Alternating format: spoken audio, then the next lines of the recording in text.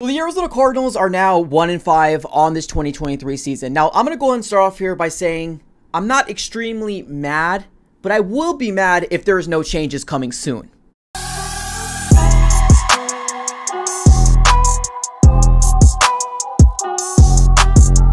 What's going on, everybody? Welcome back into another video. Definitely do me a huge favor, smack the like button on this video and subscribe for more Arizona Cardinals content. Make sure you follow me on all my social platforms. Everything will be in the description below. And also, don't be one of these guys that love to hover around the channel. Just subscribe it up. It's absolutely for free. But ladies and gentlemen, let's dive right into this absolutely massacre that the Arizona Cardinals just went through, right? The Arizona Cardinals ended up losing to the Los Angeles Rams, which is another division rival. Ended up losing 26-9. Now, like I said earlier in this intro, I'm not mad, neither am I disappointed, but I really did truly think and hope that the Arizona Cardinals were going to be a little bit more competitive than we ended up seeing in this game. Now, I will be mad if there was no changes moving forward. Now, as of right now, the Arizona Cardinals are 1-5 on the season, right? The experiment of Josh Dobbs, giving him his flowers, giving him his credit for these moral victories, blah, blah, blah, yada, yada.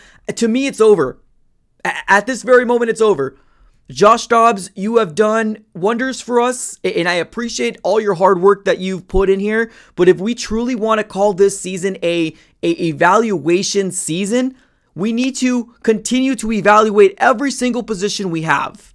And that is including the quarterback position. Now, if Kyler Murray comes out and gets removed off of the IR next week, I think a lot of Cardinal fans are really hoping that that's going to be the case because, man, what we saw today in this offensive atrocious appearance, we're all hoping that Kyler Murray comes back. Now, we understand that it's really not most likely going to happen, and even if he does get removed off of IR, he most likely will not start in week 7 now. So we need to start seeing some changes. The Arizona Cardinals are 1-5. Now, guess what? The Arizona Cardinals are 1-5. Now, guess what again? The Texans, which we own their first round pick, they are 3-3. So this tells me that a rookie quarterback in CJ Stroud and a new coaching staff can come in here and win in the NFL. Now, some might say that the Texans have a lesser roster than the Arizona Cardinals, and they're still winning. Now, I get it. CJ Stroud is a first-round pick compared to Josh Dobbs, right? Some might say apples to oranges. Okay, I'll give you that. But what we're seeing, we can't come out here and say the Arizona Cardinals are losing because we're rebuilding. No, we see a rebuilding team in the Texans, which we own their first round pick, and they're 3-3. Let that sink in, ladies and gentlemen. The Josh Dobbs experiment, to me, is done. Is done. He was 21 for 41, 235 yards, 1 interception. No touchdowns. Nothing.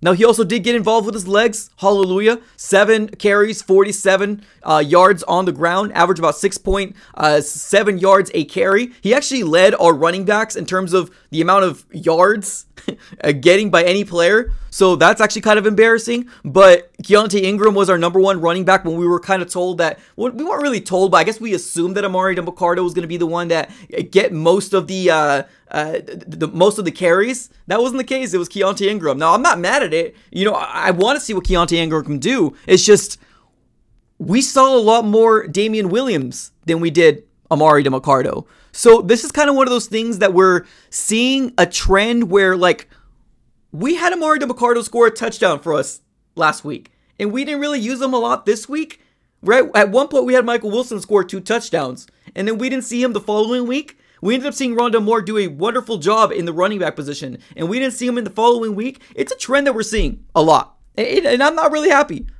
I don't really like it. I get it. We need a different offensive game plan for different teams, right? That's what JG told us, that we're not a specific system, because he loves to adjust to the different types of teams that we're playing, right? It's going to be different look every single time. It ain't working. It ain't working. And here's why. We're 1-5. Josh Dobbs, the experiment should be done because he's regressed for the past 3 weeks, he's regressed. It started with the San Francisco 49er game. And although people want to say, well, he did this, this, and that, right? I'm not going to count the last drive because that was absolutely garbage yardage. In that last half, Josh Dobbs didn't look great in the 49ers game. He didn't look great in the Bengals game. And he didn't look great in this game. Some might say he didn't even look good, right, in these last 3 games. Because we didn't get a chance to win at all. This game versus the Rams, believe it or not, was winnable. Our defense could only do so much. It could only do so much. We held that offense to 6 points in the first half. 6 points. The Arizona Cardinals had 9 points.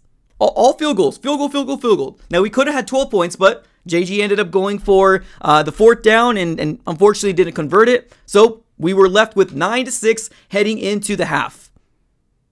The second half came around and the Arizona Cardinals continued the same trend that we've been seeing week after week.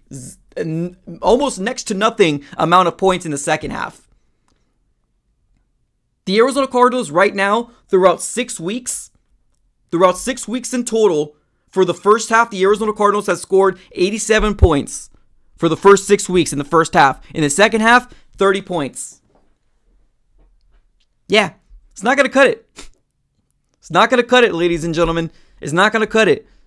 Michael Wilson, I'm glad he was involved today, but it almost kind of feels like he's only involved.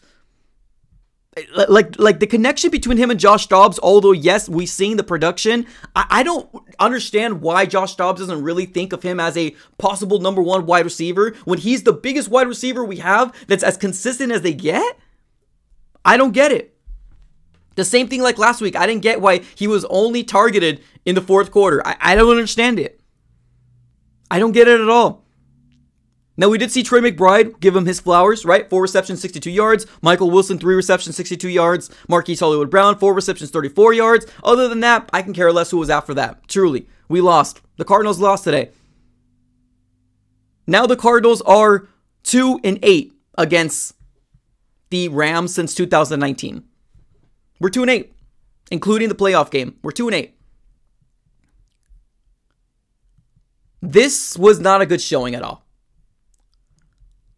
The Arizona Cardinals got absolutely manhandled in the second half, and there was no response at all from the offense. At all. It sucks. So, ladies and gentlemen, how do you guys feel, right? Is this just another rebuilding game, right? It is what it is. Cardinals suck, blah, blah, blah, blah. We're tanking, da, da, da, da. How are you guys feeling? Let me know here in the chat.